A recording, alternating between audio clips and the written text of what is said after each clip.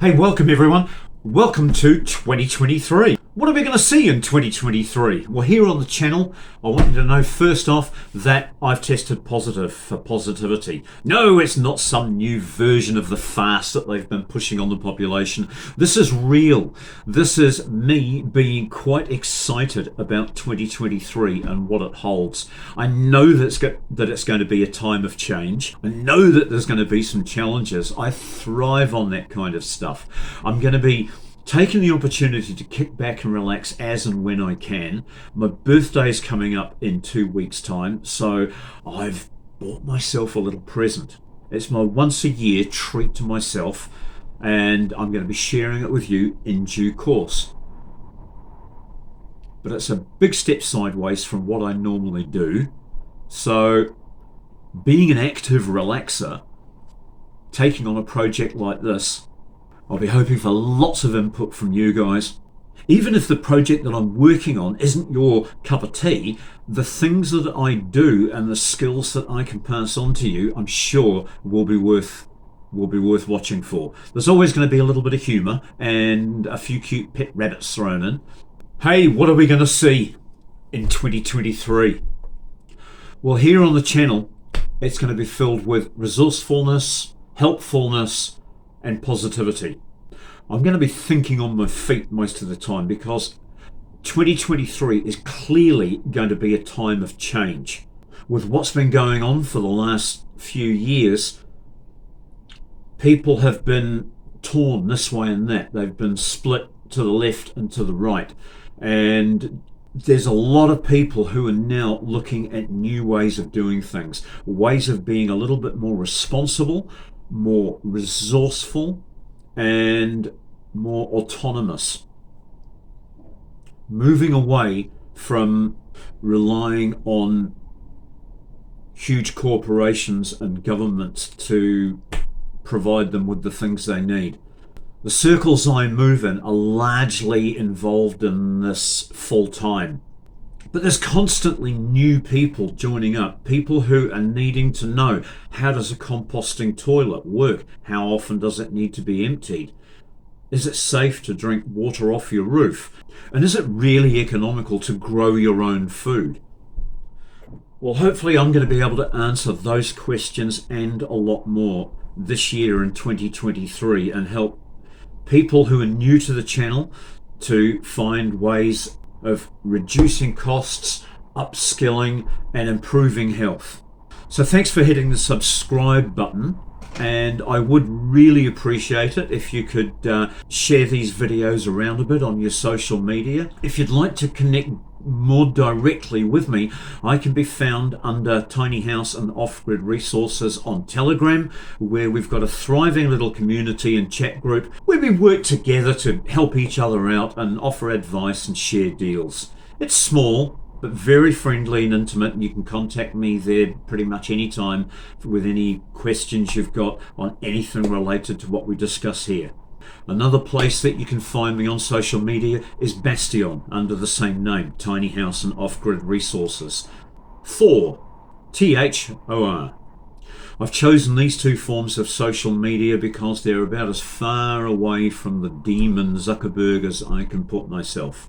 If my reasons for doing that aren't apparent to you yet, then you're probably in the wrong place. Now, for those folk who've been with the channel for a while, firstly, I'd like to thank you all so much for the 100,000 subscriber mark, which I achieved on New Year's Eve 2022. It was a lot of fun watching that roll over as we celebrated the new year. Last year, I'm glad to see the back of it, I'd actually been sick with a systemic illness most of the year, and I pushed through that and achieved an awful lot, building myself this studio and a cabin to live in, and also moving on Sleeping Gypsy, my old vintage house truck that I'd been living in for the last 22 years. So shortly there's going to be a video of me unboxing my YouTube silver play button. I'm looking forward to that. In the meantime, what about this weather, hey? And the earthquakes, yes, just over the hill from here, straight out that window behind me, 12 k's away, is a region of intense seismic activity at the moment. It's literally one field on a farm that is being filled with earthquakes. It's about a 200-metre square radius being filled with what's now 30 to 40 earthquakes that we're feeling over here. Geoscience people aren't discussing it. Come on, GeoNet New Zealand. Honestly, 30 to 40 earthquakes over a 4-day period approaching 5.1 in magnitude is an earthquake event. The weather's been diabolical over the winter, and now we've moved into summer. It's now midsummer and we're having winter type weather. I've got the heating on most evenings. We've got flooding and slips on the roads to cope with for the last few weeks. They're having trouble cleaning them all up. Just as they get cleared, more rain comes down and more slips cover the road. Christmas Day in typical New Zealand style was scorchingly hot and pretty laid back, but then the bad weather came.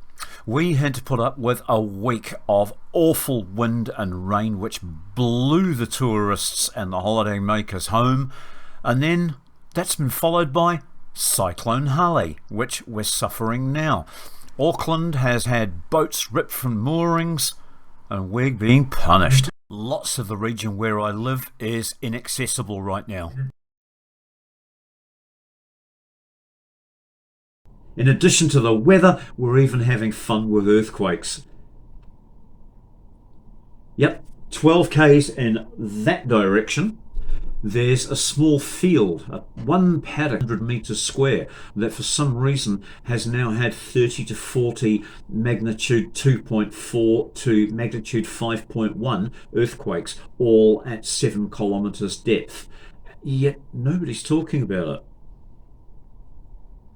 Personally, I'm keeping an eye on it. Trust me, if anything happens, Tiny House and Off-Grid Resources will have the news, whether it's news of minute geothermal tourism related adventure or whether it's me jumping in my 4-wheel drive and getting the hell out of here because a new volcano's forming and erupting just over the hill. I'll be covering that as it happens. In the meantime, I'd like you to settle in for a weekly dose of recycling, engineering, composting, cooking, recycling, wind power, wood stove making, biodigesting, compost toileting, tree trimming, weed eating, model boats and pet rabbits.